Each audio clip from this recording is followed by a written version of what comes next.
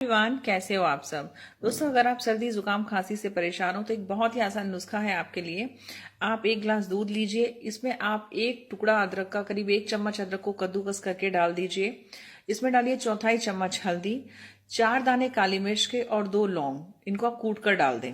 लौंग और काली मिर्च को, इसको आप अच्छे से उबाल लीजिए। करीब 3 से 4 मिनट आप मीडियम गैस पे इसको खौला लीजिए, उबाल लीजिए। जब ये अच्छे से पक जाए इसको छान लें, और छानने के बाद जब ये हल्का ठंडा रह जाए तब आप इसमें गुड़ मिला सकते हैं, या फिर आप गुड़ के साथ इसको पिए, क्योंकि अगर आप गर्म दूध में गुड़ डालेंगे तो दूध फट जाएगा। तो आप पैन में ना डालें गुड़। इसको नीचे उतारने के बाद हल्का ठंडा होने के बाद इसमें गुड़ डाल के इसे चम्मच से मिलाते हैं, वैसे मिला लें। या फिर आप साथ में गुड़ खाते जाएं और दूध को पीते जाएं, क्योंकि अगर आप चीनी मत डालिएगा उससे खांसी बढ़ेगी, और अगर आप गुड़ गर्म दूध में डालेंगे तो फट सकता है।